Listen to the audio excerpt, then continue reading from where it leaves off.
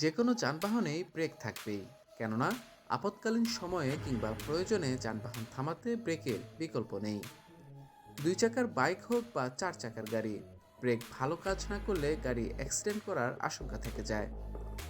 এ তো গেল সাধারণ গাড়ির কথা, কিন্তু যে দৈত্যকার গাড়ি ঘন্টায় 500 থেকে 600 মাইল গতিতে উড়ে যায়, তার ব্রেক কিভাবে কাজ করে?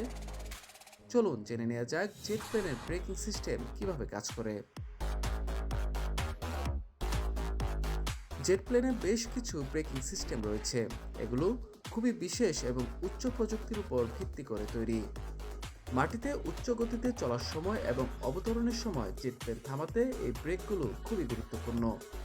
এক্ষেত্রে প্রথমে আসে চাকার ব্রেকের কথা।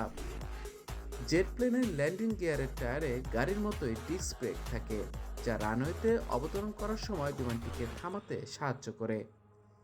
এই ব্রেকগুলো প্রায়ই কার্বন সিরামিক বা ইস্পাত দিয়ে তৈরি হয়, যাতে তারা উচ্চ গতিতে চলার সময় ভারী বিমান থামাতে পারে এবং উচ্চ তাপ সহ্য করতে পারে।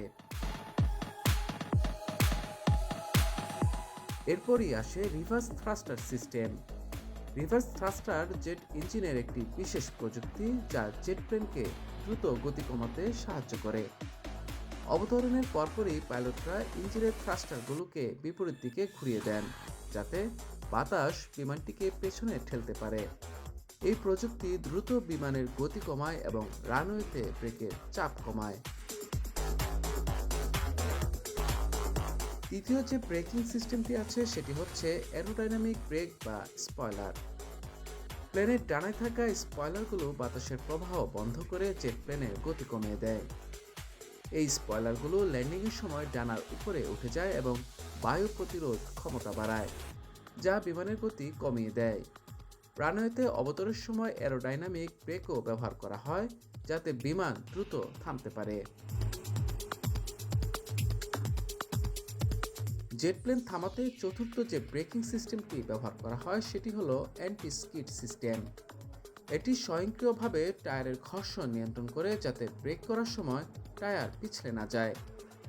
এই সিস্টেমটি গাড়িতে অ্যান্টিলক ব্রেকিং সিস্টেম বা এবিএস এর মতোই কাজ করে এবং অবতরণের সময় জেট প্লেনের স্থায়িত্ব বজায় রাখে।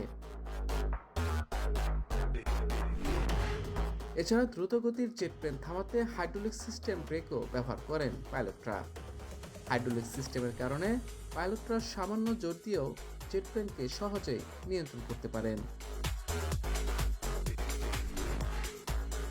এই সমস্ত প্রযুক্তি ব্যবহার করে পাইলটরা বিশাল আকারের জেট বিমানগুলোকে খুব সহজেই নিয়ন্ত্রণ করতে পারেন।